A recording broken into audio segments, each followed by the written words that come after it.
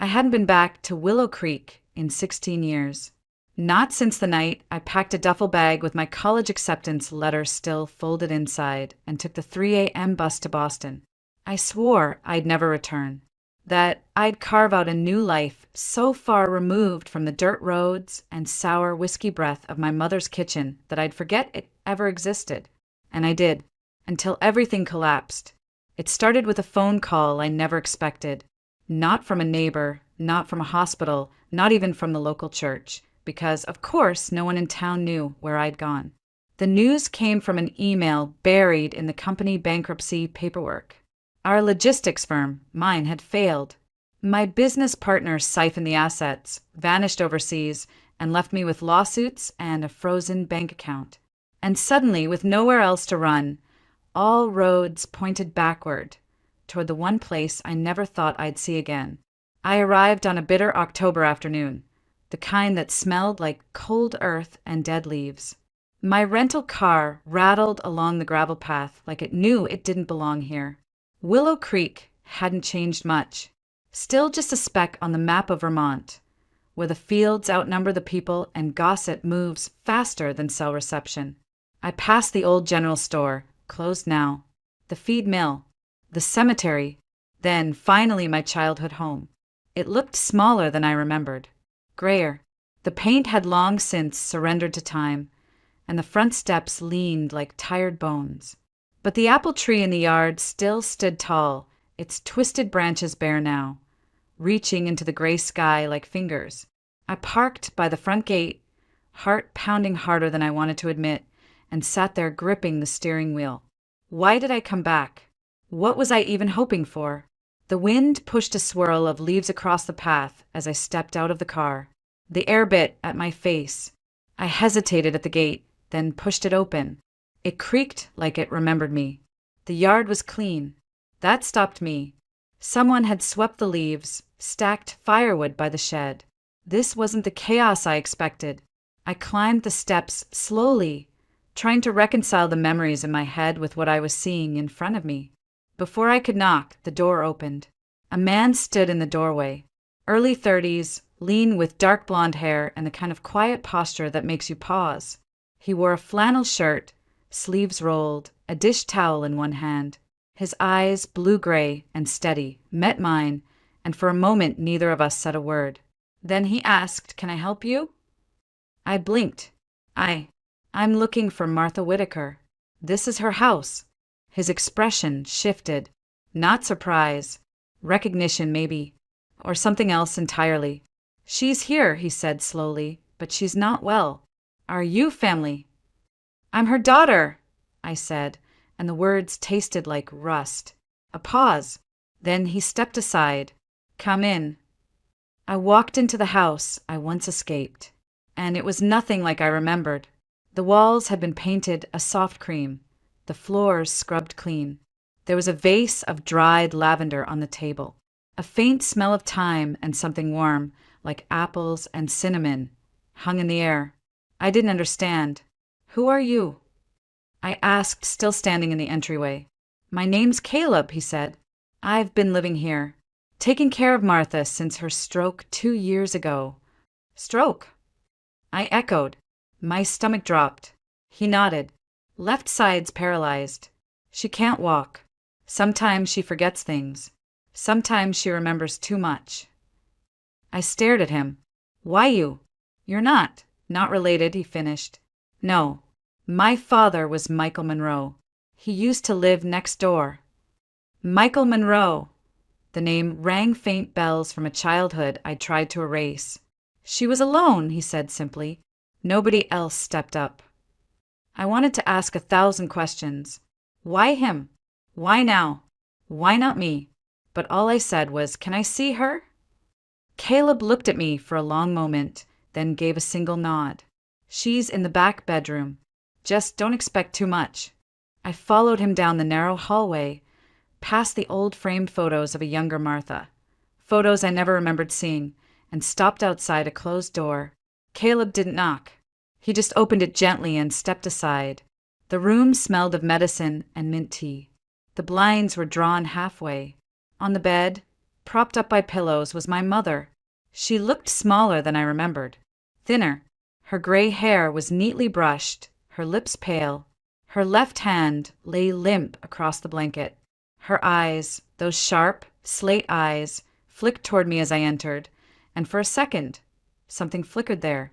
Recognition? No, not quite. Her brow furrowed. "Who are you?" I tried to speak, but the words caught in my throat. Then I forced them out. "It's me, Mom. It's Lauren." She stared at me for a beat too long, then shook her head slowly. "No, my daughter left a long time ago. You're not her." And just like that, the breath went out of me. I stood there in the room where I was born, where I learned to walk, where I cried into my pillow night after night as a teenager, and I felt like a stranger. Caleb's voice was soft behind me. "She has good days, and bad ones. This might be in between." I nodded, though my throat burned. I didn't cry. Not yet. Not even when she turned her face to the wall and said, "Tell her to go. I don't want ghosts in my house." Caleb gently guided me back into the hallway, his hand light on my shoulder. "Give her time," he said. "She needs time to remember, and maybe to forgive." But all I could think was, what if there's nothing left to remember? I didn't sleep that first night. Caleb offered me the old guest room upstairs. Said it hadn't been used in years, but he'd cleaned it just in case. In case of what? I wanted to ask. In case I came back. In case my guilt finally outweighed my pride. But I didn't say anything. I just nodded and carried my small suitcase up the creaky stairs like I belonged here. The bed was firmer than I remembered. The same floral wallpaper, peeled a little at the corners. There was a photograph on the dresser. Me, maybe 11, grinning beside a man with dark hair. Richard Donovan, my legal father, gone before I finished high school. I hadn't seen that photo in decades.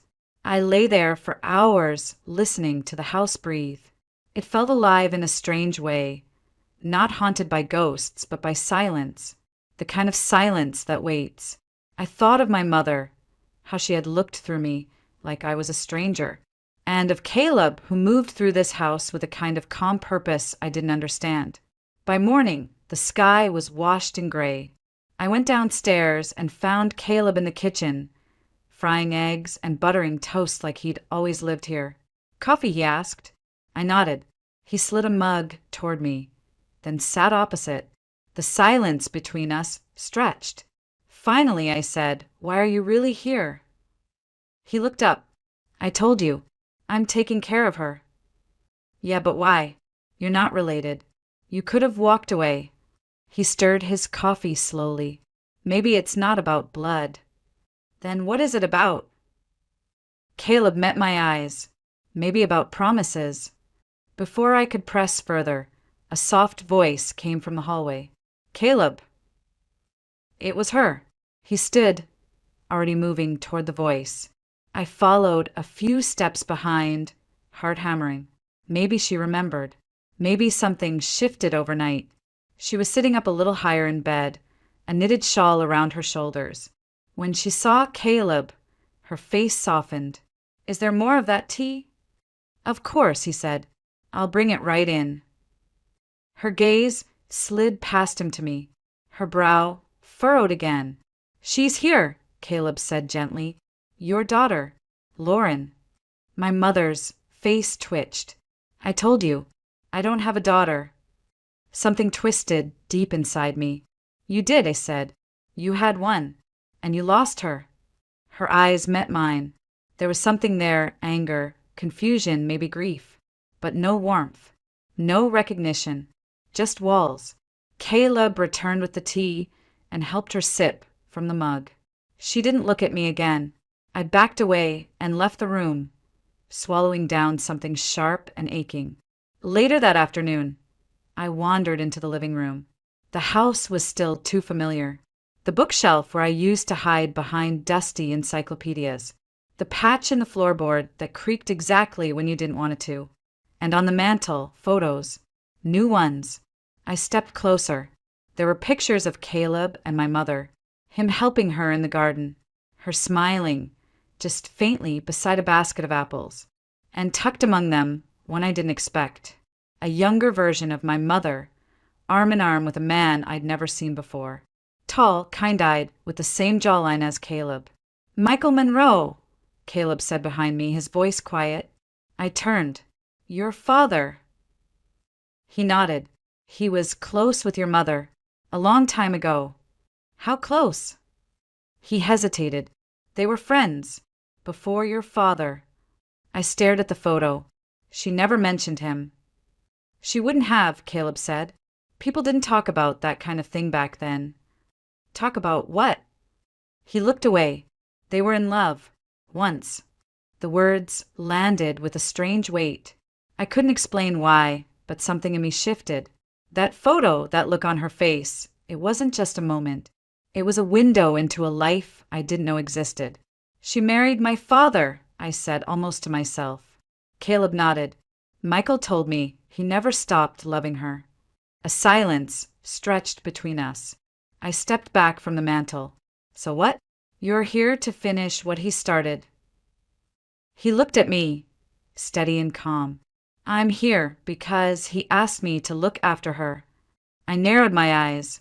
"Before he died?" 3 days before," Caleb said. "He called me. Said he couldn't do it himself anymore. Said it was his fault she was alone." His voice cracked a little. Not much. Just enough to make me believe him. I sank onto the edge of the couch, staring at my own hands. This is insane. Caleb sat across from me. What's insane is thinking we can live our lives without facing where we came from. I said nothing. Later, as the sun dipped low behind the hills, I stood at the kitchen sink and watched the light fade across the yard. The apple tree was still there, twisted and bare but strong, maybe stronger than ever. I didn't know what I'd come here for. Not really, but I was beginning to understand what I had found. Not peace. Not yet, but maybe a beginning. That night, I couldn't stay in the house. The air felt too thick, the memories too loud. So I pulled on my coat, wrapped a scarf around my neck, and stepped outside. The sky above Willow Creek was vast and quiet, scattered with stars I hadn't seen in years. The same constellations I used to trace with my finger from the attic window, dreaming of anything that wasn't here. But now, I was here, and the stars hadn't moved at all. I wandered toward the old barn out back. It sagged at the edges but was still standing, like everything else on this property. Inside, the air was dusty, still filled with the scent of hay and rusted tools. I ran my fingers along the edge of an old shelf and felt something smooth, a frame. It was another photograph, not displayed, just left there, forgotten. It was the same man, Michael Monroe, but this time he wasn't beside my mother. He was alone, holding a baby. I held the photo up to the moonlight. The baby had dark hair, a round face. No name on the back, but something in my chest shifted. I slipped the frame into my coat pocket and returned to the house, careful not to wake anyone. I didn't sleep much that night either. The next morning, while Caleb took my mother outside for some fresh air, I wanted the house again. Looking, not for anything in particular, at least, that's what I told myself. But a part of me was chasing something, a thread, a crack in the surface. In the living room, tucked behind a row of worn paperbacks, I found it. A thin wooden box. It didn't lock. Inside, a small bundle of letters, tied with ribbon that had faded to pale pink. Most were bills, old cards, receipts, but at the bottom there it was, a single envelope. No stamp, no address, just her name in a man's handwriting. Martha. I didn't open it immediately. My fingers trembled. The paper was yellowing, the ink slightly smudged. I went to the kitchen, sat at the table, and unfolded it slowly. The letter was dated April, nearly 38 years ago, a month before I was born. "Martha, I know you've made your choice, and I won't try to change your mind. But I need you to know, no matter what happens, I will never stop thinking of that child as mine. Even if she carries another man's name, even if I can't be in her life, you are my first and only love. And this baby, your baby, will always have a piece of my soul. Michael. I sat frozen. The words blurred. A piece of my soul. He couldn't have meant me. Could he? I read it again, and again, and again. Every time, the meaning grew heavier, clearer. He believed I was his daughter. I don't remember how long I sat there, staring at that letter, but at some point Caleb walked in. He paused when he saw me. You okay? I looked up, the letter still in my hand. Was your dad the kind of man who wrote letters? Caleb frowned. Sometimes. Why? I handed him the page. He read it once. His jaw tightened slightly. He wrote this the month I was born, I said. I know. You knew. He met my eyes. I found it a year ago. I didn't know if I should tell you. I wasn't sure if it was true, and I figured it wasn't my place. The silence between us cracked wide open. I grew up believing I was Richard Donovan's daughter, I said. He never hugged me, barely looked at me, but I thought that was just him, that maybe I did something wrong. You didn't, Caleb said softly. None of this was your fault. Then whose was it? He didn't answer. I stood and walked to the window, the letter still clenched in my hand. If he really thought I was his child, why didn't he come for me? He tried, Caleb said quietly, after your dad left, but your mother wouldn't let him in. The words felt like stones in my gut. She didn't want his help, Caleb continued. Didn't want anyone's. And by then he was already married. To my mother. I turned sharply. So what are we? You and me? He blinked. What do you mean? If we're, I hesitated. If I'm his daughter, Caleb's face changed. For the first time, real uncertainty crept into his expression. We don't know anything for sure, he said. That letter, it could have just been emotion. It doesn't mean anything biological. I laughed, but it came out hollow. That's easy for you to say. You didn't just find out your whole identity might be a lie. He looked hurt. I didn't mean it that way. I closed my eyes. I know. The kitchen felt colder suddenly. The floor beneath me less steady. I need to ask her, I said. Your mom. I nodded. She might not remember. She has to. I left the kitchen without another word and walked back toward her room. The hallway felt longer than before, every step echoing. At the door I paused. Inside she was sleeping, her breath shallow but even. A small fan turned softly in the corner, the only sound in the room. I stood there for a long time, watching the woman who birthed me, who screamed at me, who held my hand when I had the flu, and tried to imagine what kind of secrets she still carried beneath those bones. She didn't wake until almost noon. I sat in the hallway outside her door, knees drawn up to my chest, the letter still folded in my hand like some kind of key I didn't know how to use. Caleb brought me tea, then disappeared to the back porch, giving me space. Or maybe giving himself space from whatever this was turning into. When I heard her cough, I stood too fast and nearly dropped the letter. I hesitated for just a second, then opened the door and stepped in. Her eyes were open, cloudy but focused. She looked at me for a long moment before saying anything. Lauren, she whispered, like the name had dust on it. I stepped closer. You remember? She blinked. Some days, yes. Some faces. Yours comes and goes. I sat beside the bed. The chair creaked, like it had grown old waiting for me. I need to ask you something. She gave a tired smile. So serious, just like your father. My throat tightened. Which one? She flinched just a little, then sighed. You found the letter. I nodded. Was it true? Her gaze drifted toward the window. The trees outside trembled in the wind. Michael wrote that when I was at my weakest, she said. Pregnant, alone. Your father had left. Stormed out after accusing me of things I didn't say, didn't do. Didn't do. I didn't sleep with Michael, she said flatly. Not after I married Richard. But before. She closed her eyes. Michael and I were something else. Before Richard ever came into the picture, I watched her closely. You were in love. We were kids, she said, but there was no conviction in it. We were young and poor, and we thought love could fix anything.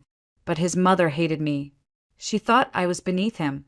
When Richard came along, educated, charming, with a job offer in Boston, I made a choice. You left Michael. I left myself, she whispered, and I've been paying for it ever since. I sat back in the chair, trying to breathe through the tangled mess that had always been my family. So then, Richard is my father. She nodded. By blood, yes, though I sometimes wonder if that makes a man a father. He didn't want me. He didn't know how, she said. He didn't know how to love someone who needed him. I let the silence settle. My hands rested on my knees, clenched and pale. And Michael? I asked, what was he to me? She looked away. He was hope. He kept coming back, even when I pushed him away. After your father left, he came here one night and offered to marry me. Said he'd raise you as his own. But you said no. I couldn't take that charity. I couldn't let him fix a life I'd already ruined. I stared at her. That's pride, not love. She flinched. You think I don't know that now? I don't know what you know. Her eyes filled with tears, but they didn't fall. I made mistakes, Lauren. So many. And not just with men. With you. My voice cracked. You threw my report cards in the fireplace. I was angry, drunk, lost. You told me I was nothing, that I'd end up just like you. She didn't deny it. I said horrible things. I thought, if I kept you small, you wouldn't leave. I looked at her like I'd never seen her before. Not the monster from my childhood, not the fragile figure in bed, but something else, something broken, human. I left anyway, I said softly. She smiled, a bitter curve of the lips. You were always stronger than me. I reached for her hand. It was cool, brittle like winter branches. She didn't pull away. I'm not here to punish you, I said. I wouldn't blame you if you did. I'm here because I need to understand who I am. You're my daughter. And Caleb. I asked, you know what people might think. I know, she said, but you're not his sister, Lauren. That much I can promise you. A breath I didn't realize I was holding escaped. Her voice dropped. But there's more. I stiffened. More. She looked away again. Michael's wife. Caleb's mother. She didn't die in her sleep. I froze. She found out about us. Not just the past. She saw us talking one night and she knew. I never touched him, but she knew it was still there. My skin chilled. What happened? She left. Disappeared. They said she slipped on ice near the gorge. But people, they whispered. Are you saying? I don't know, she said. I swear it. But I carry that with me. Every day. And Caleb. He doesn't know. A long silence fell. I sat back, stunned. So much pain. So many lives shattered because no one knew how to speak the truth. My mother looked at me again. Don't be like me, she said. If you love someone, say it. If you want forgiveness, ask for it. Don't wait until your hands can't hold the pen. I wanted to be angry, but instead I felt tired.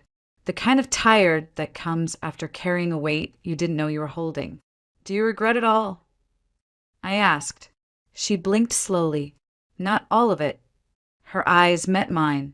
You. I never deserved you. But I don't regret you. And just like that, I began to forgive her. 2 days later, we drove her to the rehab center just outside Burlington. The trees had started to shed, and the roads were lined with orange and gold, like someone had spilled an autumn-colored secret across the hills. Martha sat in the back seat, her hands folded neatly in her lap, her eyes watching the horizon like it might offer her peace. She didn't say much during the drive, just the occasional comment about the weather or the tea they served at the facility. I wasn't sure if it was acceptance or exhaustion. Maybe both. Caleb drove. His hands were steady on the wheel, his gaze calm. I watched him from the passenger seat and tried to memorize the way the sunlight framed his face, the way his brow furrowed slightly when he hit a pothole, like even the road mattered to him. When we arrived, the nurse met us at the entrance with a kind smile. I helped my mother settle in, unpacked the small bag of clothes she insisted on folding herself. I placed the letter from Michael in her drawer, tucked beneath her reading glasses. She didn't protest. "I'll visit," I said. "I know," she replied, "but not too often." I tilted my head. "You've got a life to live," she added, "one that doesn't revolve around taking care of me." Something in me softened at that. It felt like a blessing in her own sharp-edged way. When we left the center, the sky had turned gray with the promise of early snow. We stood in the parking lot for a moment, neither of us speaking. Then Caleb turned to me. "Are you going back to Boston?" I shook my head. "No, I think I've run far enough." He studied me. "Then what now?" I glanced back at the road. "Do you remember that old flax mill outside town? The one with the caved-in roof?" I smiled. "That's the one." "You planning on turning it into a museum of bad decisions?" "Worse," I said. "A business." He raised an eyebrow. "Lauren, I know. It's risky. It'll take grants, investors, permits, a miracle or two. But I don't want to just survive anymore. I want to build something that matters. Something real. Here." He was quiet for a moment. Then, "You're serious. Dead serious. I should warn you, small towns eat big dreams for breakfast." "Then I guess I'll cook faster than they can chew." Caleb chuckled, and the sound wrapped around my chest like warmth in winter. We drove back in silence, but it wasn't the awkward kind. It was full, charged waiting. That night, we sat on the porch. The cold was creeping in, but neither of us moved. I held a mug of tea between my hands and watched the stars blink into view. "You've changed," he said suddenly. "How so?" "You're quieter, but not in a sad way, like the kind of quiet that knows itself." I let that sit for a second. "And you? You've always been like this." "No," he said. "I was angrier once. At my dad. At the world. But after he passed, after I found the letter, I realized I had two choices. I could keep asking why, or I could start asking what now." I looked at him, really looked. "What now?" He leaned forward. "We figure it out." There was a pause. Then I reached for his hand. "I'm scared," I admitted. "So am I." We didn't kiss. Not then. We just sat, hands clasped, like that was enough for now. A week later, I stood before the town council with a proposal for the flax mill. Caleb helped me design the slides, clean up the numbers, build something that looked real. And when the vote came in, 5 in favor, 1 against, I realized something I hadn't let myself hope for. This place wasn't just where I came from. It could be where I belonged. One morning, I walked past the apple tree in the front yard and saw the first snow falling, thin and silent. I stood there, bare hands to the sky, watching the flakes melt on my skin. Inside, the fireplace crackled. Caleb was making breakfast. And on the windowsill, beside the geranium Martha had planted years ago, sat a new photo, him and me, side by side, looking not at the camera but at each other. Later that day, I received a letter from the rehab center. It was from my mother. The handwriting was uneven but strong. "Lauren, thank you for coming back. Thank you for not letting my mistakes become your inheritance. I see you now. I see who you are. And I am proud. Love." Mom, I pressed the letter to my chest and let the tears come. Not because it hurt, but because it finally didn't. Maybe this is what healing looks like. Not loud, not dramatic, just quiet choices, just staying. And maybe love isn't always about beginning again. Sometimes it's about staying long enough to end better. Sometimes we spend years trying to outrun our past, thinking that if we just move fast enough, far enough, we can leave behind the things that hurt us. the silence, the betrayal, the words never said, and the ones we can't forget. But what I've learned is this: you can't outrun something that lives inside you. You have to walk back to it, look it in the eye, and ask it to speak. Forgiveness isn't a moment. It's a series of choices made in quiet kitchens on long drives, in the space between one breath and the next. And healing? Healing doesn't always arrive with fanfare. Sometimes it shows up as a letter in your hand. Sometimes as a warm cup of tea. Sometimes as someone who sees you, truly sees you, and stays anyway. If you're holding on to pain, waiting for the perfect time to face it, maybe this is your sign. Not to forget, not to erase, but to begin again exactly where it once ended.